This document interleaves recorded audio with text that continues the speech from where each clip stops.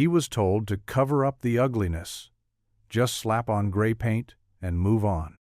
But instead, he created something no one expected. A mural so powerful, it brought strangers to tears. What was supposed to be hidden became a message of hope for an entire town. But when the mural went viral, not everyone wanted it to stay. Secrets came out, accusations flew, and forces much bigger than him moved to tear it down. One broken wall became the center of a battle for truth, healing, and redemption. Can a single dad's art save his job, his town, and maybe even his own family's hope? Before we get into the story, comment below where in the world you are watching from today. The morning air was crisp as Eli Cortez made his way across the empty parking lot of Willow Creek High. His work boots crunched against loose gravel, the sound echoing in the quiet dawn. He pulled his worn jacket closer, protecting himself from the early spring chill. The familiar weight of his key ring settled in his palm as he approached the school's back entrance.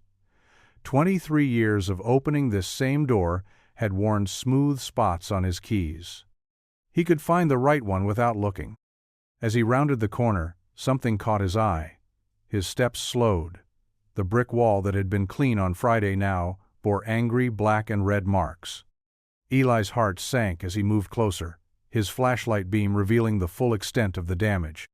Crude symbols and hateful words sprawled across the wall in messy spray paint.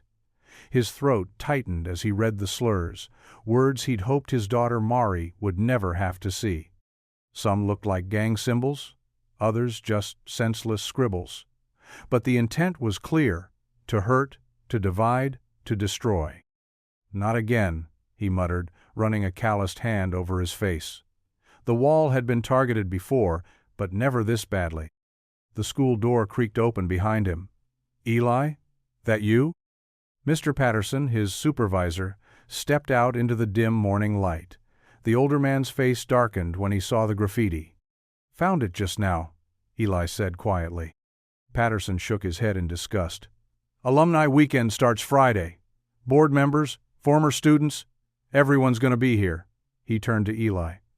"We need this gone before then. Principal's orders." Eli nodded slowly. "I'll get some paint remover, see what I can do." "Don't bother with removal, just cover it up." Patterson checked his watch. "I can authorize overtime if you need to stay late. Get it done by Thursday night."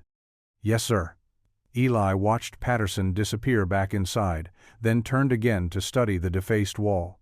The brick surface seemed to mock him, its scars now hidden under layers of hate. Inside, Eli went through his morning routine on autopilot. Empty trash bins, sweep halls, check bathroom supplies. But his mind kept drifting back to that wall. During his lunch break, he drove to the hardware store.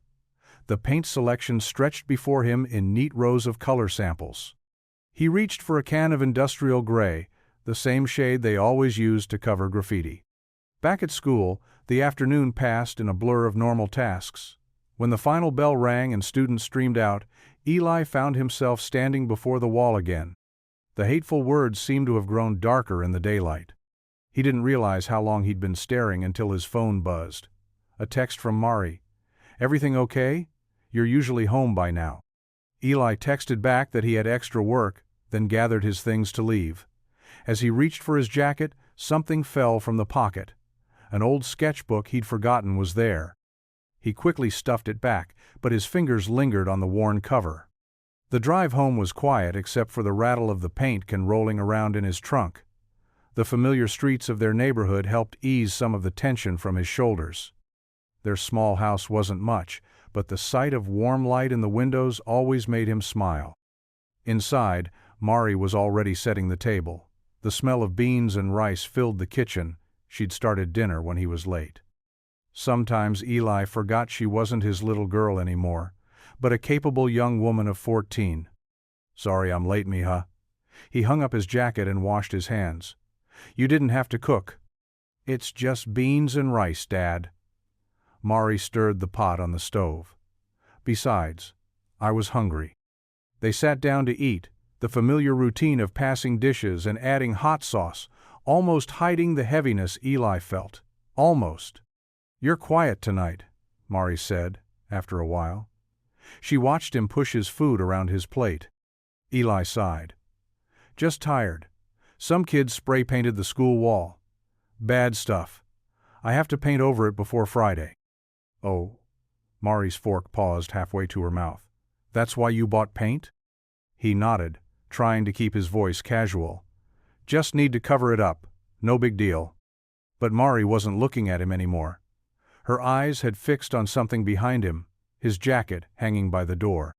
From its pocket protruded the corner of his old sketchbook, the one he hadn't opened in years. The same one he'd pulled out that morning, when memories of different walls, different paint, and different dreams had surfaced for just a moment before he pushed them away again. The kitchen was filled with morning sunlight as Mari set 2 bowls of cereal on their small table. Her father sat hunched over, absently stirring his spoon through the milk. His janitor's uniform was pressed neat as always, but dark circles shadowed his eyes. "Dad, you forgot something." Mari reached into his jacket hanging by the door and pulled out the old sketchbook. The leather cover was worn smooth from years of handling, its edges frayed. Eli's spoon clattered against the bowl. "Mari, put that back. I found it last night when you were in the shower."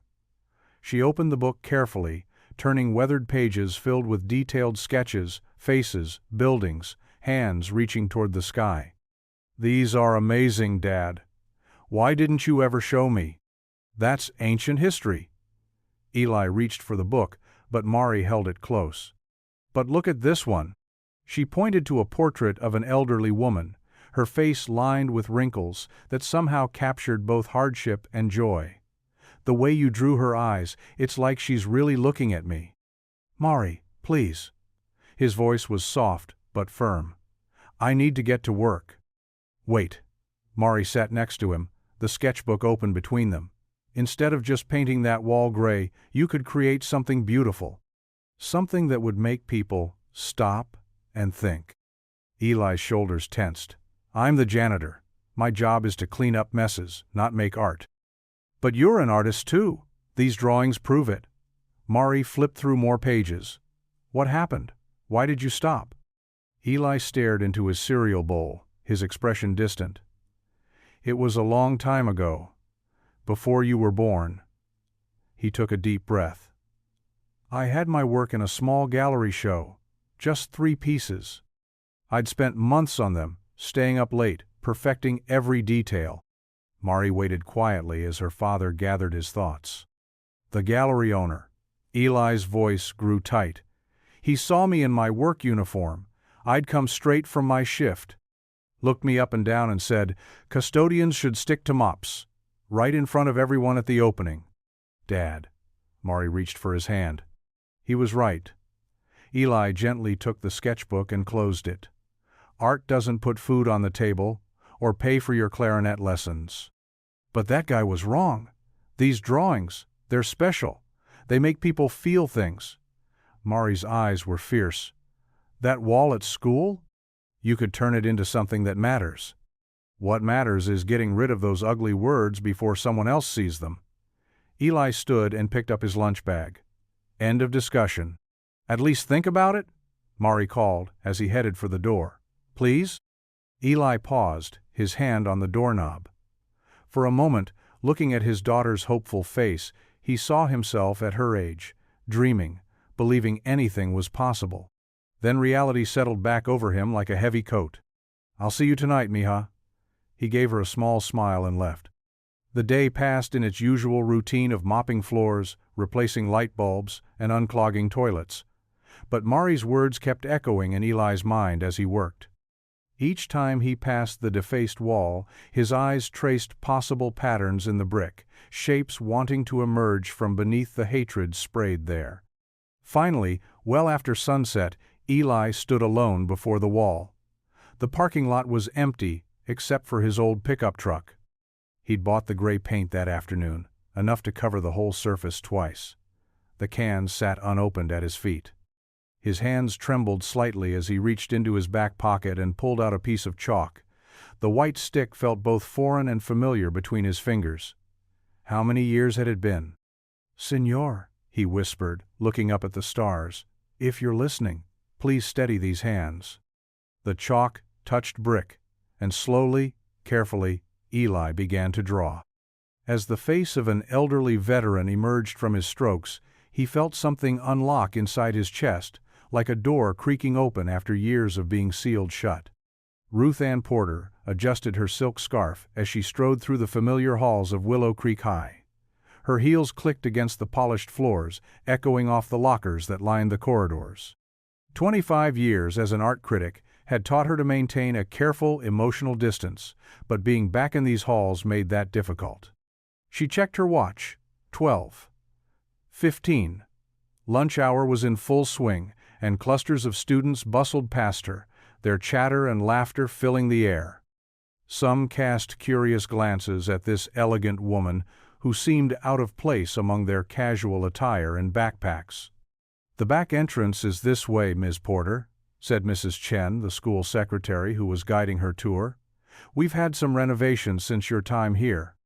Ruth Ann nodded politely, though her mind was elsewhere. She'd been dreading this alumni weekend visit. Small-town art scenes rarely impressed her these days. After years of reviewing metropolitan galleries and writing for prestigious publications, she feared she'd grown too jaded for Willow Creek's humble offerings. The secretary pushed open the heavy metal door to the back parking lot.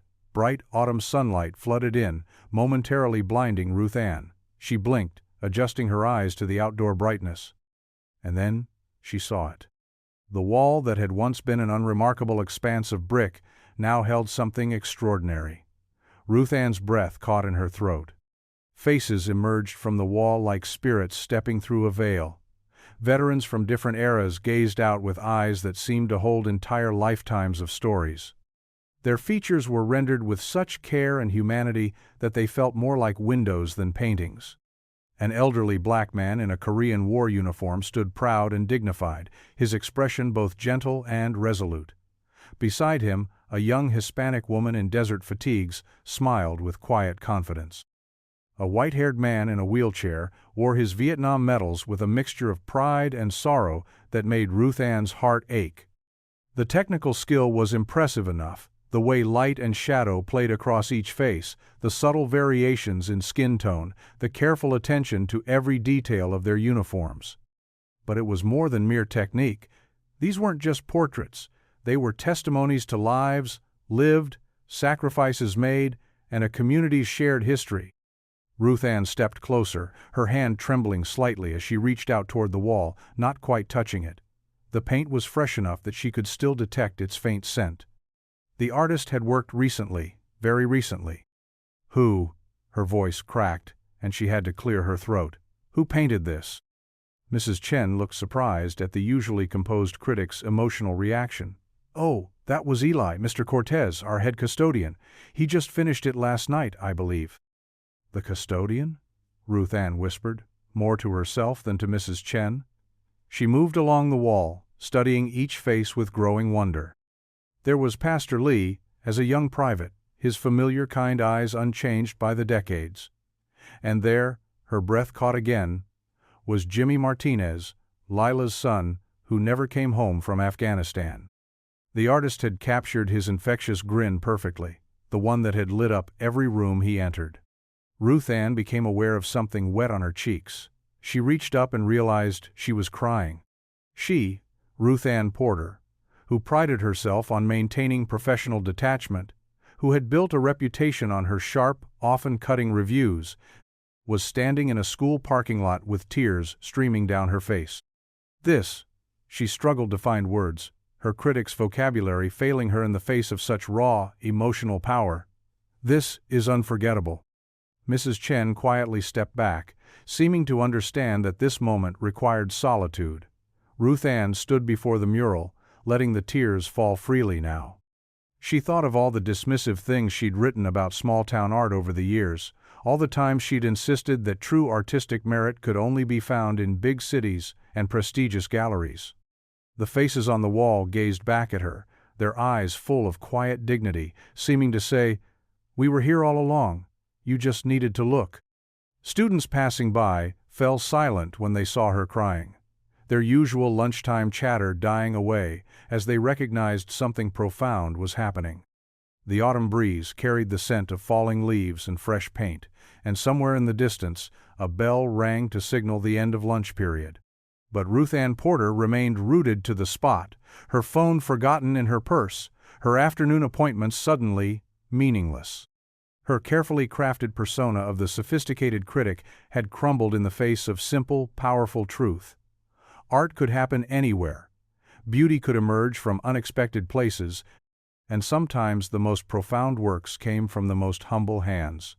"This is unforgettable," she whispered again, tasting salt on her lips, knowing these faces would stay with her long after she left this place.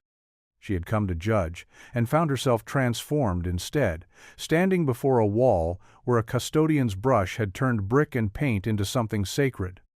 The afternoon sun cast long shadows across the empty school courtyard as Eli worked methodically, wiping down the last row of windows.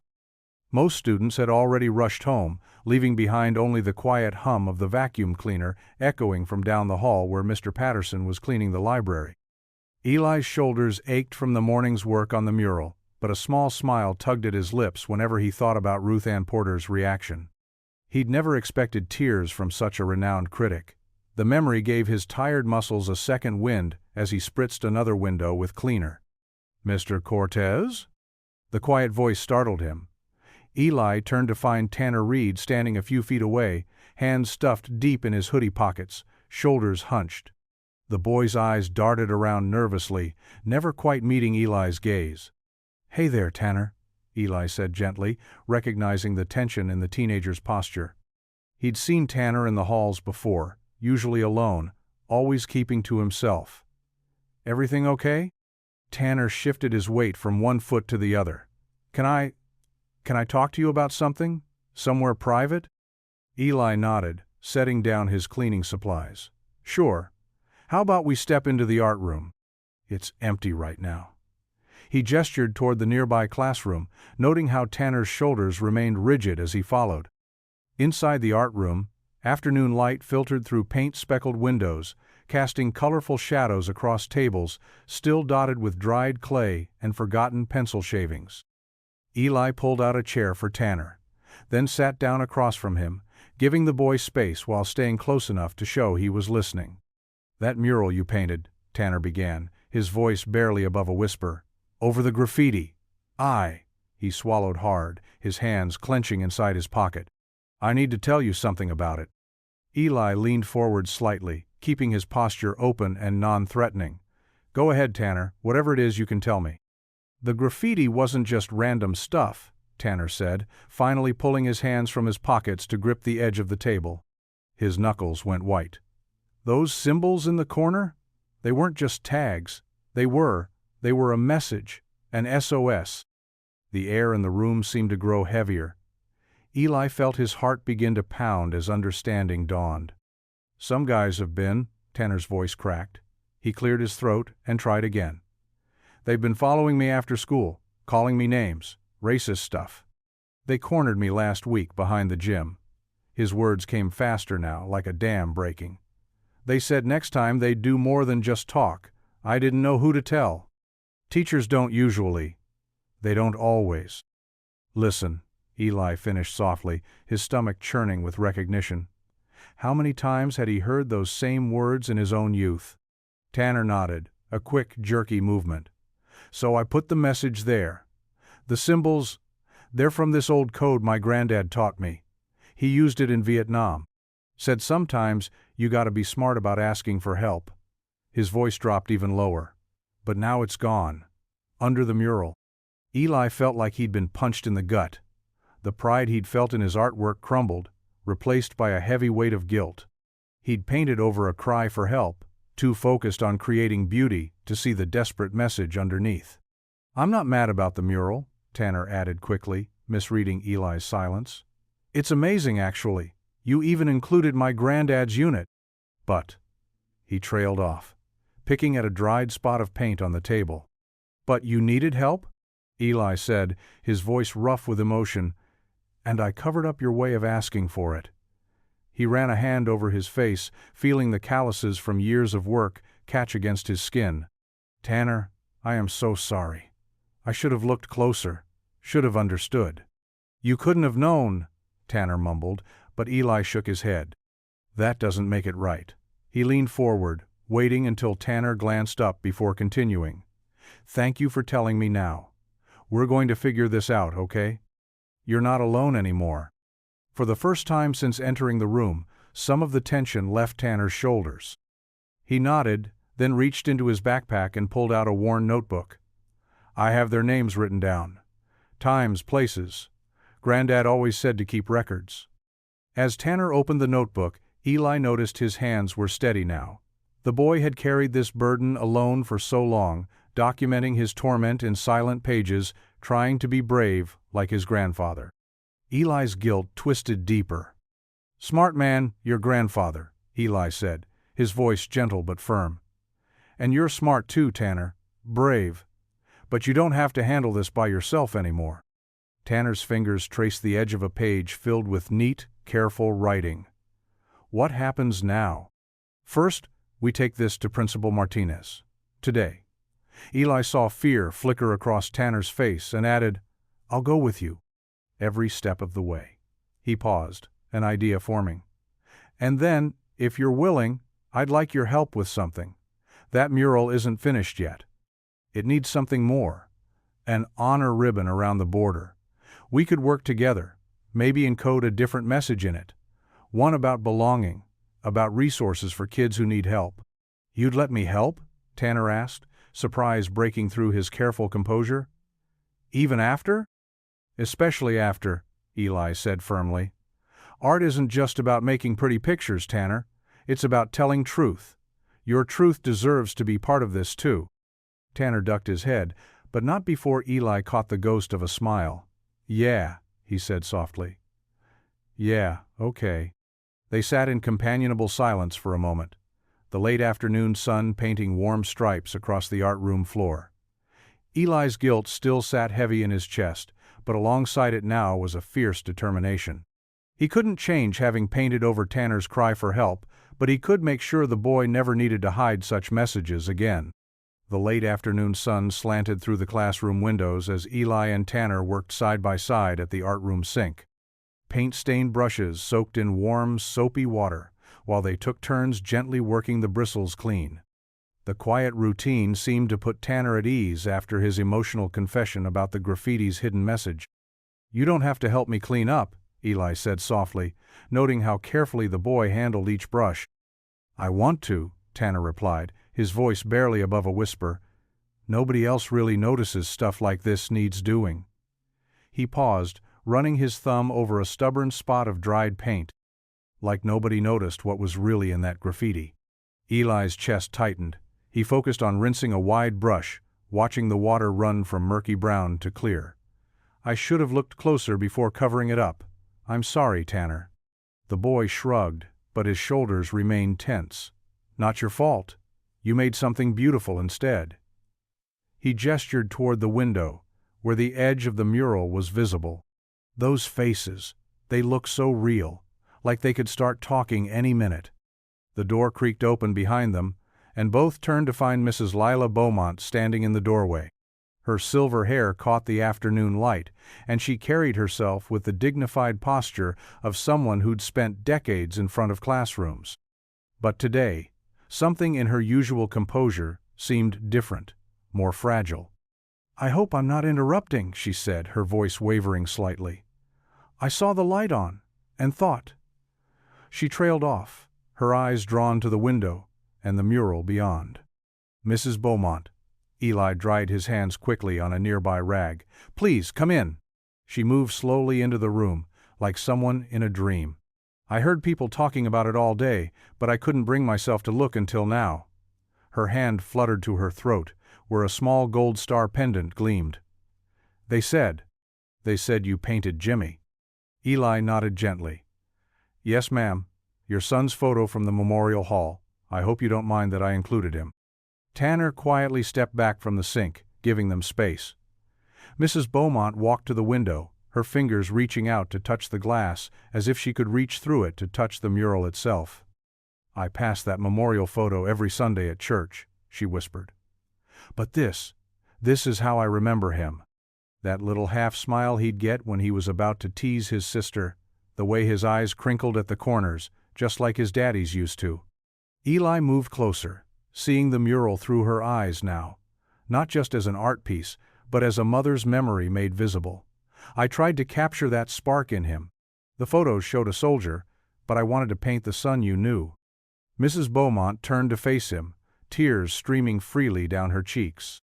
Her gaze fell to Eli's hands, still stained with the day's work, blues and browns and golds mixed into his skin like a painter's palette.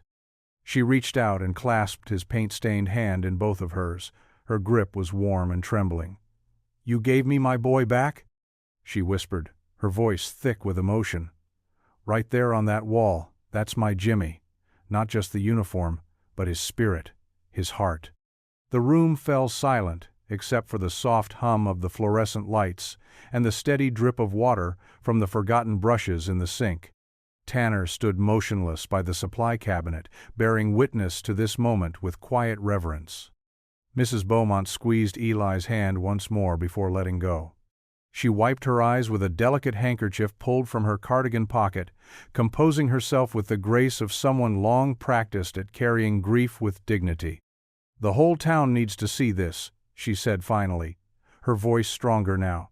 "Not just the faces, but what they mean. Each one tells a story.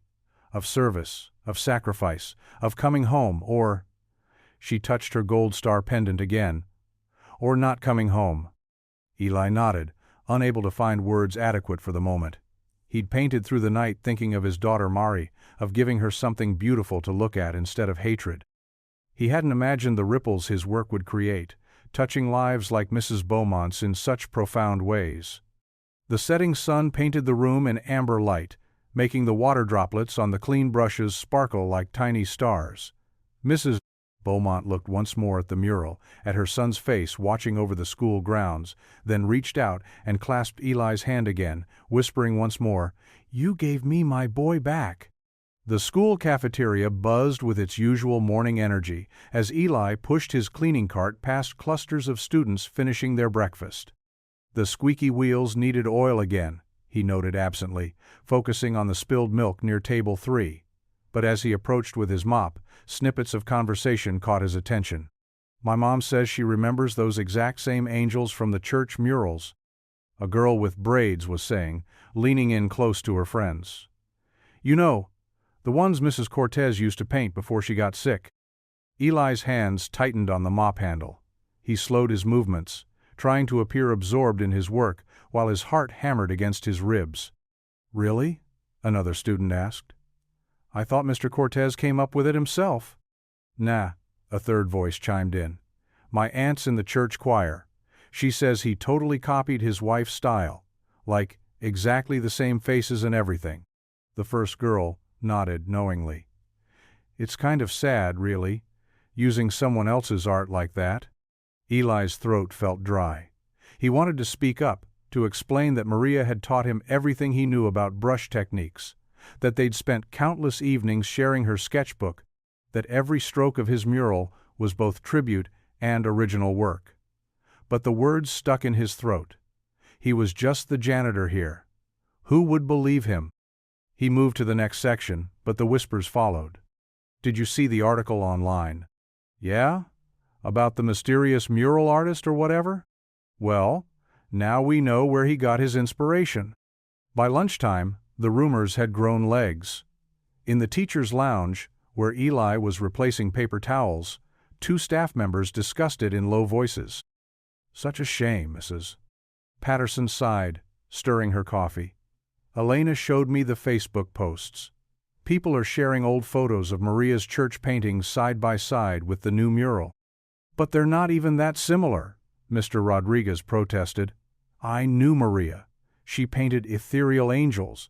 This is something completely different." "Still," Mrs. Patterson shrugged, "people are talking." The afternoon grew heavier with each passing hour. As Eli worked through his usual routine, Empty trash, sweep floors, check bathrooms. He felt eyes following him. Even some of the students who'd praised the mural now watched him with uncertainty. At 3 o'clock his phone buzzed. A text from Lila. "Eli, people are saying things downtown. None of it's true, but it's spreading.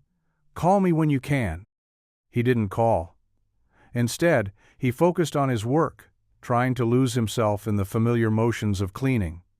But every time he passed a window overlooking the mural, his chest ached. Maria would have loved it, he knew. She would have understood exactly what he was trying to say. Across town at City Hall, in a wood-paneled office overlooking the square, Councilman Hank Dwyer leaned back in his leather chair, examining a stack of photographs. Victor Lansing stood by the window, his expensive suit a stark contrast to the municipal office decor. "These comparison shots are perfect," Dwyer said, spreading the photos across his desk. "Maria Cortez's church murals on the left, this new installation on the right. The resemblance is undeniable." Lansing nodded, though his eyes were fixed on the school property visible in the distance. "Public sentiment is shifting. The enthusiasm is cooling off. Now might be the perfect time to address the permit issue." Dwyer pulled out an official form, his pen hovering over the signature line. No proper applications were filed. No approval sought from the Building Commission or the Arts Council. He began to write. "As much as some people seem to appreciate this artistic expression, we have procedures for a reason. Procedures that protect property values," Lansing added smoothly. "We can't have unauthorized artwork appearing on public buildings. Sets a dangerous precedent." The complaint form filled quickly under Dwyer's practiced hand. Unpermitted alteration of public property. Unauthorized graffiti. Failure to comply with Municipal Code Section 47.3. "Shame about the timing," Lansing mused, checking his gold watch. "Right before the development proposal hearing, too." Dwyer's pen paused. "The timing is unfortunate, but rules are rules." He signed with a flourish and pressed his official seal onto the document. "This goes to review first thing tomorrow morning." "Of course," Lansing agreed, collecting his briefcase. "We're just doing our civic duty, ensuring proper procedures are followed." The afternoon sun slanted through the office windows, casting long shadows across the complaint form as Dwyer slipped it into an official envelope. Outside, students were heading home, many pausing to look up at the mural that had captured their imagination just days before. Now, whispers and doubts floated on the autumn breeze, seeding questions where there had been only wonder. Principal Davidson's voice crackled over the cafeteria intercom. "Mr. Mastersis Cortez, please report to the main office." The students at the breakfast tables looked up from their conversations, their eyes following Eli as he set his mop aside. His work boots squeaked against the freshly cleaned floor as he made his way through the empty hallways. Morning sunlight streamed through the windows, casting long shadows across the lockers. He could see his mural through the back windows, its colors vibrant in the early light. The main office smelled of coffee and paper. Ms. Jenkins, the secretary, gave him a sympathetic look as she nodded toward the principal's door. That's when Eli noticed the official-looking envelope on her desk, the city seal stark against the white paper. "Come in, Eli," Principal Davidson said, his usual warmth dampened by concern. He stood behind his desk, holding a single sheet of paper. The morning light caught the silver in his hair, making him look older than his 50 years. Eli wiped his palms on his coveralls before sitting in one of the wooden chairs facing the desk. "Is everything all right, sir?" Davidson sighed, sinking into his leather chair. "I'm afraid we have a situation." He slid the paper across his desk. "This came from City Hall this morning. It's about the mural." Eli's throat tightened as he picked up the notice. The words, "violation" and "removal required" jumped out at him in bold letters. His hands trembled slightly as he read further. "They're saying it's unpermitted public art," Davidson explained, his voice heavy. "According to city ordinance, we needed prior approval for any permanent changes to the school's exterior." The fluorescent lights hummed overhead as Eli absorbed the news. His chest felt hollow. "How long do we have?" Until Monday. Davidson leaned forward, clasping his hands. If it's not painted over by then, the school faces significant fines. And, he hesitated, there could be disciplinary action. Eli's mind raced to the faces in his mural. Lila's son, Pastor Lee, Tanner's grandfather. All those hours of work, the stories shared, the healing begun. But the response has been so positive, he said quietly. Ruth Ann Porter's review. I know. Davidson stood and walked to the window, looking out at the students crossing the courtyard. And believe me, I've never seen anything bring this community together quite like your mural has. But our hands are tied. We can't afford those fines, Eli. The school board is already stretching the budget thin. The notice crinkled in Eli's hands. He thought of Tanner and their work on the ribbon border, the hidden messages of hope woven into the design. What about appealing? Maybe if we got signatures, showed them how much it means to people. Davidson turned back, his expression pained. You can try, but the removal order is clear. Monday morning, that wall needs to be gray again. Eli nodded slowly, folding the notice with careful movements. His fingers left slight smudges on the paper's edge, traces of the paint he couldn't quite scrub off. I understand, sir. Thank you for letting me know. The walk back to his supply closet felt longer than usual. Students rushed past him to their first classes, their chatter and laughter a stark contrast to the weight in his chest. He tucked the notice into his pocket, next to the small sketchbook he'd started carrying again. The rest of his shift passed in a blur. He cleaned bathrooms, mopped floors, and changed light bulbs, all while the countdown to Monday ticked in his head. Every time he passed a window with a view of the mural, his heart sank a little deeper. That evening, Eli sat at their small kitchen table, the removal notice spread out before him under the warm glow of the overhead light. The familiar sounds of their apartment building filtered through the walls. Mrs. Rodriguez's telenovelas next door, the Martinez kids practicing piano upstairs, the distant rumble of the elevated train. Mari's clarinet case sat in the corner, still waiting for repairs they couldn't afford. She'd stopped practicing when she noticed his expression as he came home, reading his mood the way only she could. Now she stood behind his chair, her small hands resting on his shoulders. The notice had worn soft creases from being folded and unfolded throughout the day. Eli stared at the official letterhead, the cold, legal language that would erase weeks of work and meaning. Don't let them erase it, Daddy, Mari whispered, leaning against him. The setting sun painted the sky in deep purples and oranges as people began gathering near the school's back wall. One by one, they arrived carrying candles in paper cups, their faces glowing in the warm light. Eli stood off to the side, his hands tucked deep in his janitor uniform pockets, watching as the crowd grew larger. Lila Beaumont moved through the group, lighting candles and greeting each person with a gentle touch on the arm. She had organized this vigil, refusing to let the mural and the memories it preserved disappear without a fight. Look at them all, Dad, Mary whispered, squeezing his arm.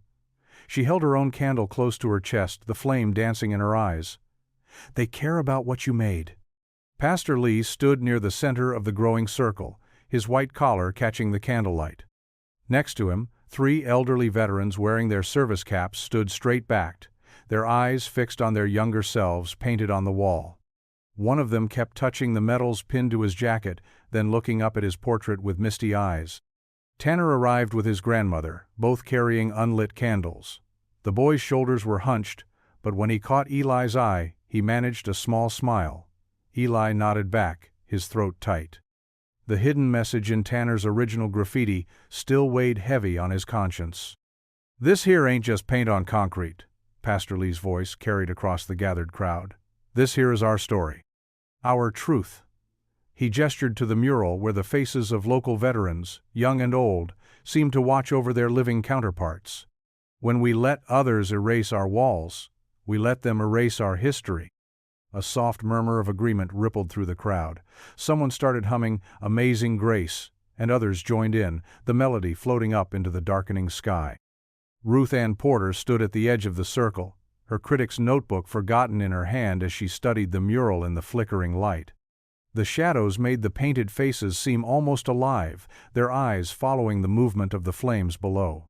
Eli's hands trembled slightly as he watched more people arrive, teachers, students, shop owners from downtown. The removal notice burned in his back pocket like a hot coal. Monday felt both too close and impossibly far away.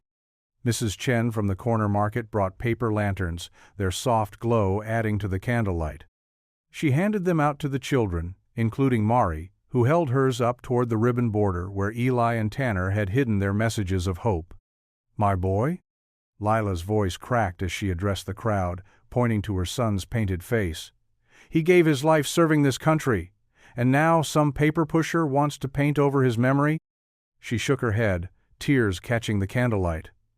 "Not without a fight." The veterans nodded solemnly. One of them reached out and squeezed Lila's shoulder. A group of band students arrived with their instruments. Without a word, they formed a small semicircle and began playing soft yet gentle harmony that wrapped around the humming crowd like a warm blanket. Eli felt Mari lean against him. "They can't take it down now," she whispered.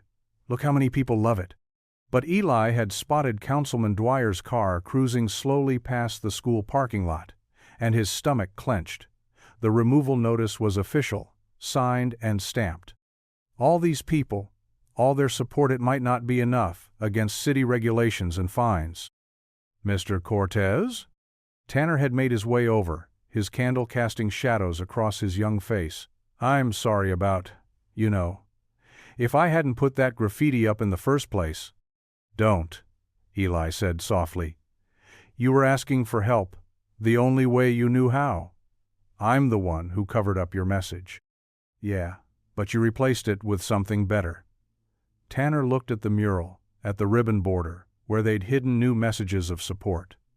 "Something beautiful." The humming grew stronger, more voices joining in. Pastor Lee began to pray, his words carrying over the melody.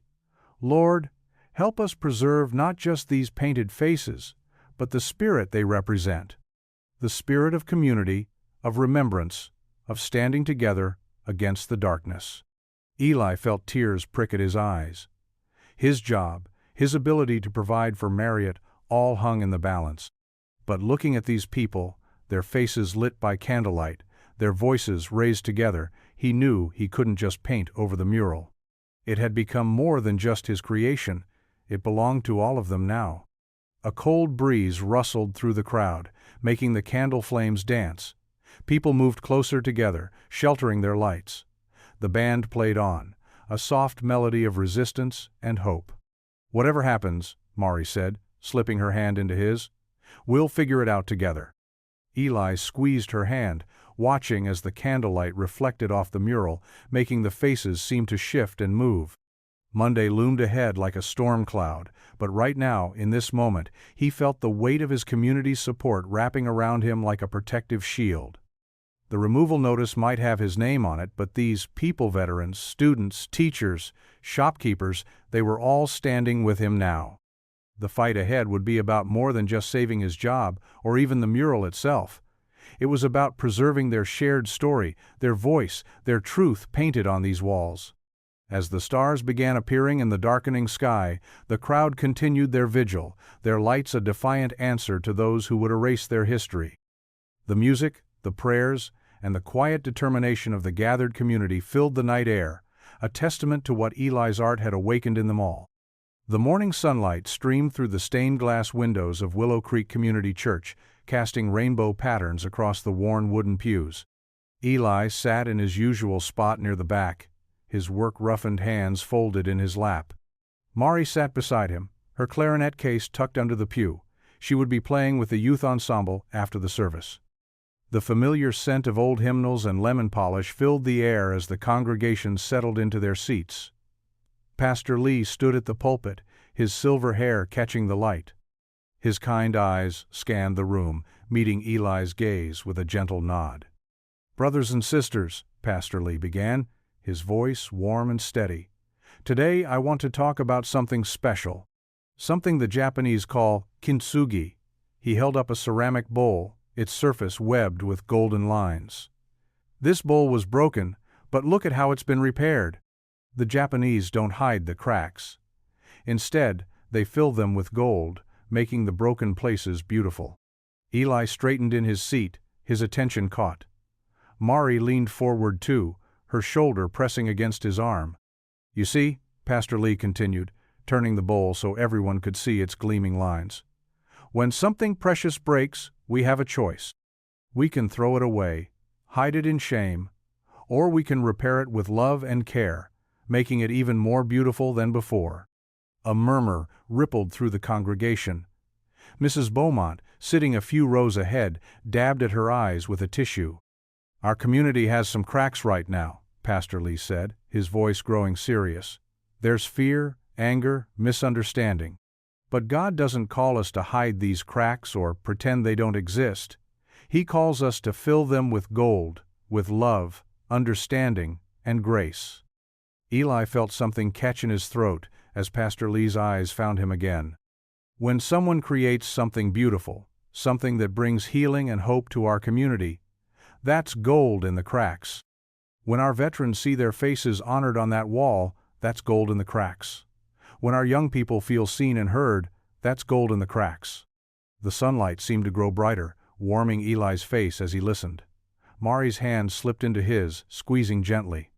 Now, some people want to paint over these golden repairs, Pastor Lee continued, setting down the bowl. They say it's easier to cover up the broken places. But I ask you, what does that teach our children? That we should hide our scars? That beauty can't come from brokenness? Several voices called out, "No," and "Amen."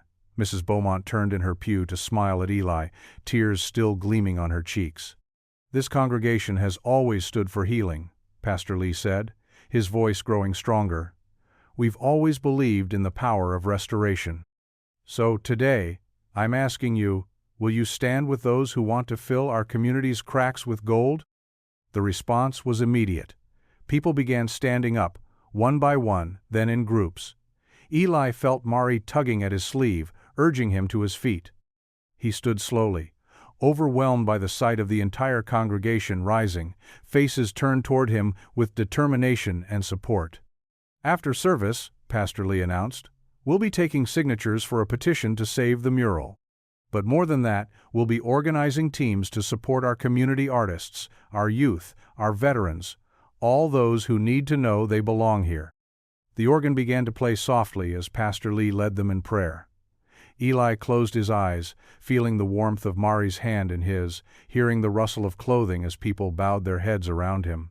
For the first time since receiving the removal notice, he felt strength flowing back into his spirit.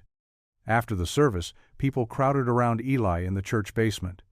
The air smelled of coffee and Mrs. Johnson's famous sugar cookies as congregation members signed the petition and offered their support. Veterans shared stories about what the mural meant to them. Parents talked about how their children stopped to look at it every morning before school. Mari played her clarinet with the youth ensemble, the clear, sweet notes of Amazing Grace floating through the fellowship hall.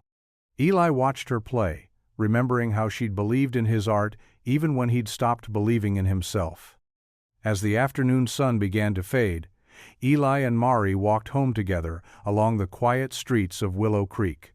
The autumn air was crisp, carrying the scent of fallen leaves and wood smoke from distant chimneys. Pastor Lee was right about the gold in the cracks, wasn't he, Dad? Mari said, swinging her clarinet case gently. Eli nodded, thinking about the broken bowl with its golden lines, about the mural and all it had come to mean to people. He stopped walking and turned to face his daughter. Mari, he said, his voice firm with newfound conviction, if they tear it down, we'll paint it again. Monday morning arrived with a chill that made Eli pull his worn denim jacket tighter as he approached the school's service entrance.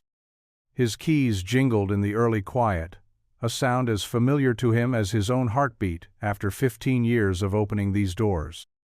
The hallway lights flickered to life, revealing the freshly mopped floors from Friday's evening shift. Eli's footsteps echoed against the lockers as he made his way to the maintenance office, his mind already running through the day's tasks. But before he could reach for the door handle, a voice called out behind him. Cortez, hold up a minute. Eli turned to find Marcus Thompson, the custodial union steward, striding toward him. Marcus was a tall man with salt and pepper hair and reading glasses that always seemed to be sliding down his nose. Eli's stomach tightened. Union reps usually meant trouble. "Morning, Marcus," Eli said quietly, trying to keep his voice steady. "What brings you by so early?" Marcus adjusted his glasses and pulled out a folder from his messenger bag. "Got word about your situation with the mural. Principal Wilson called me in for a meeting at 8. He paused, studying Eli's face. "Thought we should talk first." Eli's shoulders slumped slightly. "Look, I know I should have gotten permission." "Stop right there," Marcus interrupted, holding up a hand. "I've been walking past that wall for 20 years. Know what I used to see? Blank space? Dead space? Now?" He gestured down the hall toward the back of the building. "Now I see dignity." Eli blinked, caught off guard by the unexpected support. Marcus continued, his voice growing passionate. "Some folks think our job is just about clean floors and empty trash cans. But we're the ones who make this place feel like somewhere worth coming to every day. That mural? That's part of our work too." They walked together to the maintenance office, Marcus laying out papers on the break room table. "The union's official position is that we support any member's efforts to improve the school environment. Our pride is more than polished floors, Cortez." For the first time in days, Eli felt his chest loosen. A rare warmth of dignity spread through him as Marcus detailed the union's support plan for the upcoming city hearing. The morning progressed with an unusual buzz of activity. Students stopped to greet Eli in the halls, no longer looking past him as they had for years. During his lunch break, he sat on his usual bench near the mural, unwrapping a sandwich Mari had made him. The autumn sun cast long shadows across the veterans' faces he'd painted, making them seem almost alive. "Mind if I join you?" Ruth Ann Porter stood there, her critic's notebook tucked under her arm. She'd traded her usual formal attire for a casual sweater and slacks, looking more like the small-town girl she'd once been than the sharp-tongued art critic she'd become. "Please," Eli gestured to the empty space beside him, quickly brushing away some crumbs. Ruth Ann settled onto the bench, her eyes fixed on the mural. "You know, I've been thinking about something," she said, opening her notebook. "This town has more artists than it knows, hidden ones like you were." Eli shifted uncomfortably at being called an artist, but Ruth Ann continued. "Mrs. Chen's origami displays in the library window, old Mr. Rodriguez's hand-carved walking sticks. Even those quilts the senior center ladies make, each one tells a story." She turned to face him directly. "The Alumni Weekend Committee asked me to organize some activities. I'm planning a walking tour of local art spots." She paused, tapping her pen against the notebook. "I'd like you to co-host it with me." Eli nearly choked on his sandwich. "Me? But I'm just the—" "If you say just the janitor, I'm going to throw my notebook at you," Ruth Ann interrupted, a hint of a smile softening her usually stern face. "You created something that made me cry, Eli. Do you know how rare that is? In 30 years of reviewing art, I can count those moments on one hand." She stood up, brushing off her slacks. "Saturday morning, 9 o'clock. We'll start here at the mural, then work our way downtown. I'll handle the formal art history bits, but I need you to help people see the heart of it." She held out her business card. "What do you say?" Eli looked at the card, then at the mural, where Lila's son's face smiled down at him. He thought about Marcus's words, about dignity, about Mari's persistent belief in his talent, about Tanner and the hidden messages in the ribbon border. Slowly, he reached out and took the card. "Yes," he said softly, then cleared his throat and spoke more firmly. "Yes, I'll do it." Ruth Ann's professional demeanor cracked into a genuine smile. "Good. I'll email you the details." She turned to leave, then paused. "And Eli? Wear your work clothes for the tour." "My overalls?" he asked, confused. "Exactly," she nodded. "Let them see that art belongs to everyone, not just people in fancy galleries." As Ruth Ann walked away, Eli sat back on the bench, her business card still in his hand. The autumn breeze carried the distant sound of the marching band practicing, and for the first time in years he felt like maybe, just maybe, he was exactly where he was supposed to be.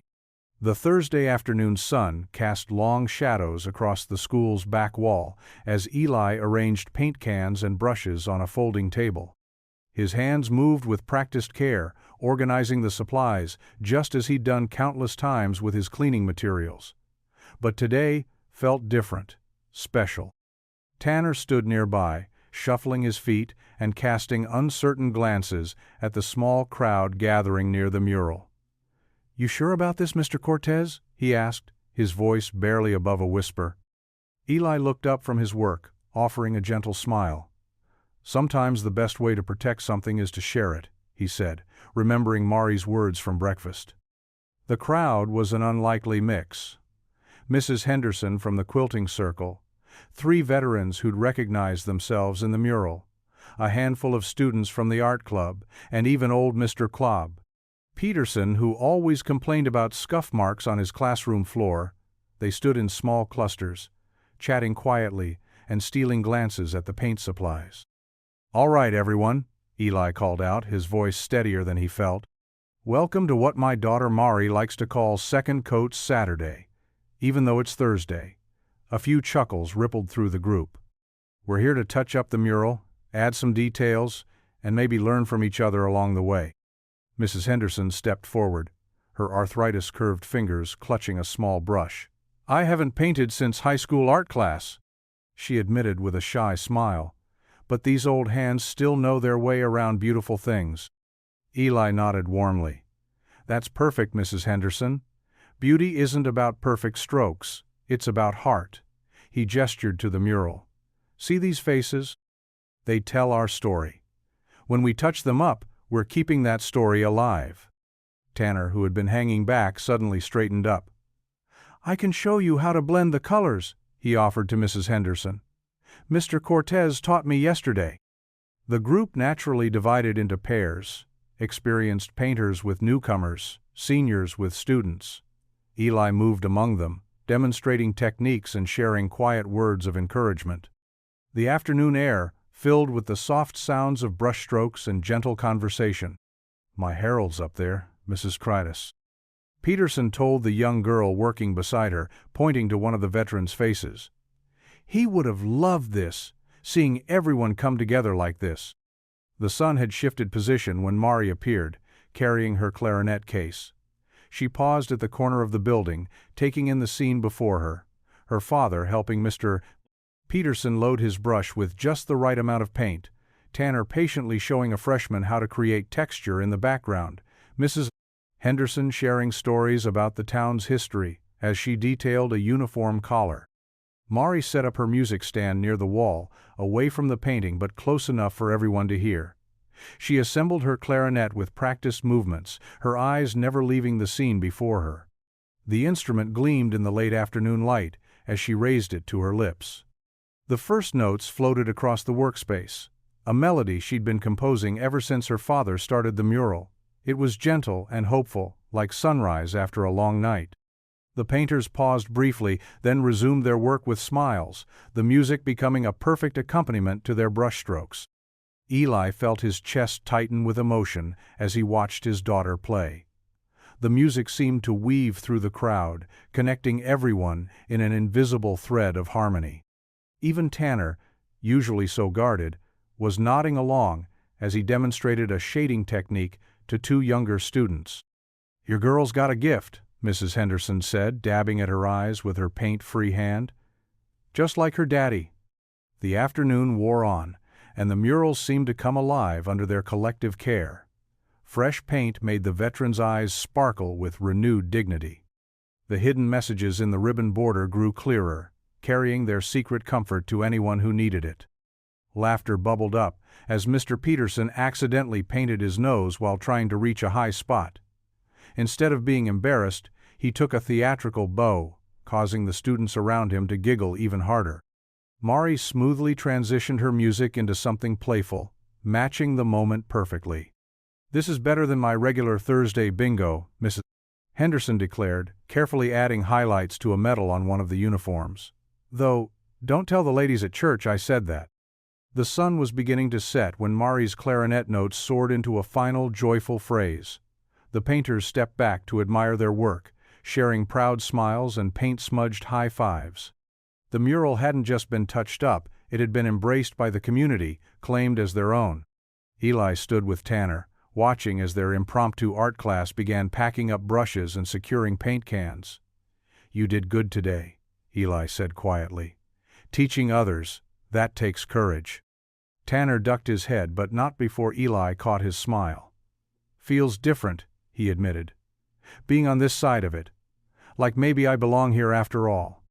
Mari's music provided the perfect backdrop as the volunteers cleaned up, their laughter and chatter mixing with the clarinet's clear tones. The afternoon had transformed into something more than just touching up paint.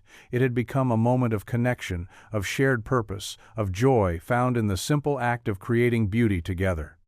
The Saturday morning air held a crispness that made colors seem sharper, brighter. Eli stood off to the side of the school's back entrance, his weathered janitor's uniform exchanged for a clean button-down shirt that Mari had ironed the night before. He tugged at the collar, feeling out of place as cars filled the parking lot. Ruth Ann Porter strode across the pavement in her sensible heels, clipboard in hand. Her usual stern expression had softened into something almost maternal as she approached him. "I counted 47 people already, and more are coming. Are you ready?" Eli's throat felt dry. "That's a lot more than we expected." "Art has a way of calling people home," Ruth Ann said, patting his arm. Her professional demeanor cracked further, revealing genuine warmth.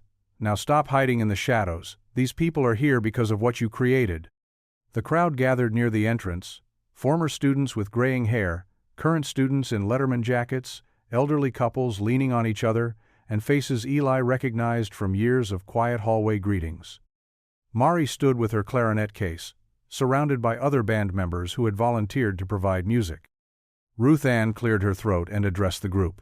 "Welcome to Willow Creek's first art walk. We're starting here because—" She paused, her voice catching slightly.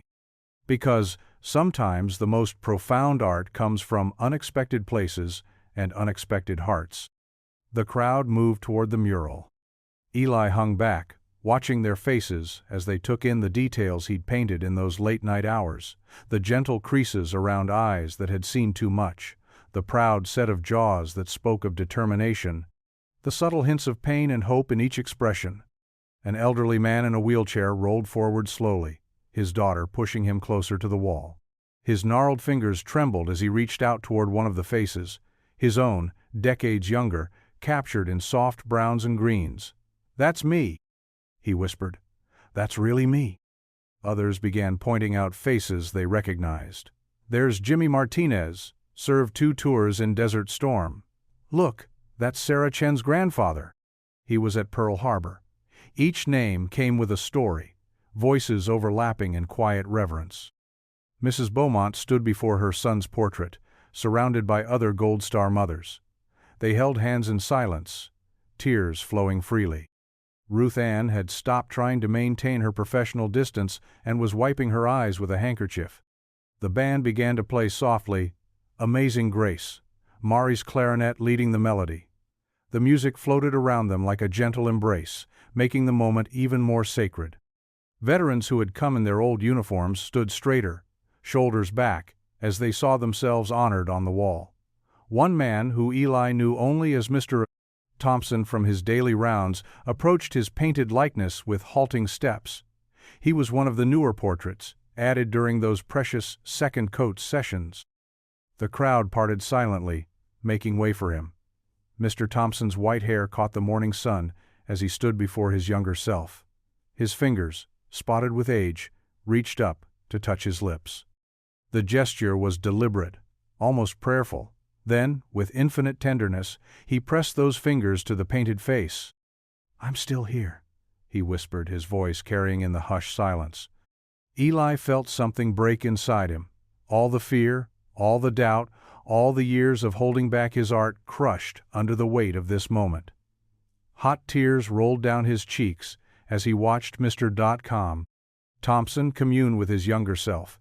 He tried to stay quiet, but a sob escaped him, raw and honest. The sound carried across the crowd, but no one turned to stare.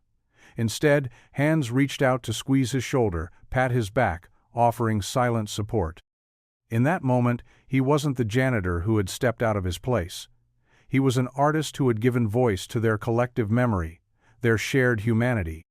Mari's clarinet soared above them, clear and true, as morning sunlight caught the tears on the faces of those who stood before the wall where hatred had once been painted, but love had ultimately prevailed. The morning sun warmed the brick walls of the Willow Creek Senior Center as Eli unloaded paint cans from his battered pickup truck. A dozen eager volunteers, both teenagers and seniors, gathered around folding tables set up on the lawn. The success of the school mural had sparked something in the town, a hunger for more beauty, more stories shared between generations. "Now remember," Eli said softly, demonstrating with his brush. "We want smooth, steady strokes for the background." His hands, usually hidden in work gloves, moved with grace as he showed the proper technique. The jazz musicians will emerge from these deep blues, like they're stepping out of twilight. Miss Dorothy, age 82, sat in her chair nearby, humming an old Duke Ellington tune. "That's exactly how it felt at the Blue Note in '62, she said, her eyes sparkling. The musicians would appear through the smoke, like magic. The teens gathered closer as she described the velvet curtains, the gleam of brass instruments, the way the music made everyone forget their troubles for a while. Eli smiled as he watched Jason, one of Tanner's friends, carefully painting the curve of a trumpet while Miss Dorothy guided his hand.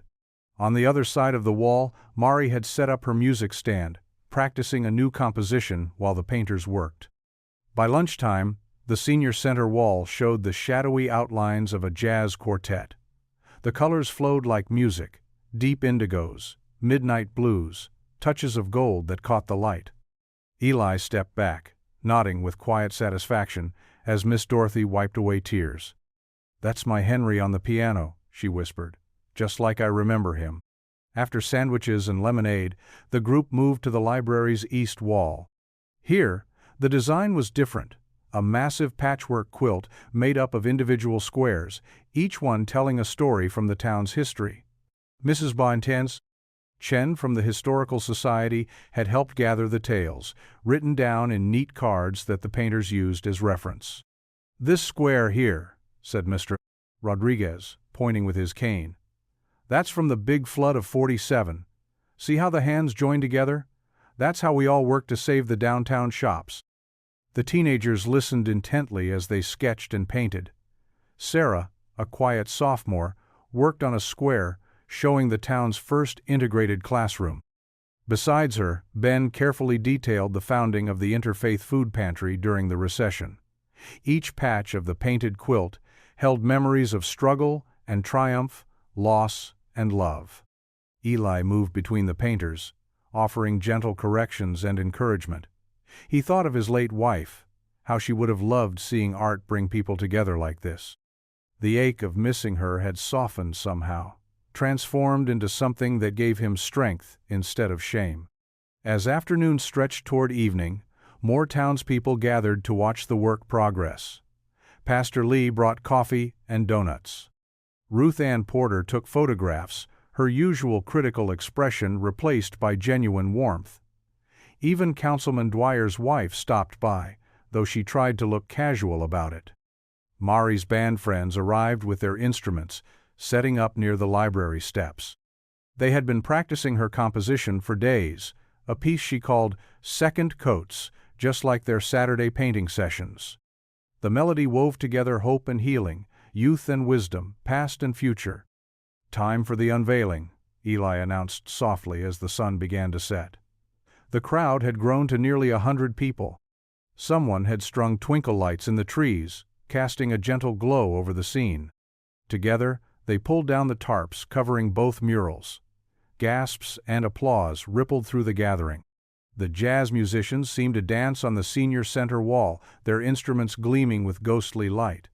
The library's quilt stretched 3 stories high, each square a window into the town's soul. Mari raised her conductor's baton, and the first notes of Second Coats floated into the twilight. The music swelled, bright and clear, as people moved closer to study the details of each painting. Miss Dorothy swayed to the rhythm, her eyes closed in memory. Mr. Rodriguez pointed out stories to his grandchildren. Tanner and his friends stood proud beside their work. Eli watched it all from the back of the crowd, paint still fresh on his calloused hands. For so long he had hidden his gift, believing it didn't belong in his workman's life. But here was proof that beauty could grow anywhere, that art could heal old wounds and build new bridges. The band played the final triumphant notes as the last light faded from the sky. The crowd erupted in cheers and whistles. Mari turned to find her father in the shadows, her face glowing with joy. She had written this song for him, for the courage he'd found to paint again. Mrs. Chen led everyone in touching the dry edges of the quilt mural, explaining how each person's story connected to the next. "This is our town," she said simply, "all of us, together." The afternoon sun cast long shadows across Main Street as Eli walked past the hardware store, his heart lighter than it had been in years. People waved and called out greetings, not just the usual friendly nods he got as the school janitor, but genuine warmth from folks who knew him now as an artist. Through the store window, Mr. Chen beamed and held up an envelope. "More donations came in today, Eli. That makes $300 this week." Eli stepped into the cool shade of the hardware store, the familiar smell of wood and metal filling his nose. His calloused hands accepted the envelope with a slight tremor. "I can't believe people want to help like this." "Believe it," Mr. Chen said, leaning on the counter. "My customers can't stop talking about those murals. Even the tourists are asking for directions to see them." Back outside, Eli carefully tucked the envelope into his jacket pocket, next to the growing stack of small checks and cash that had been arriving all week.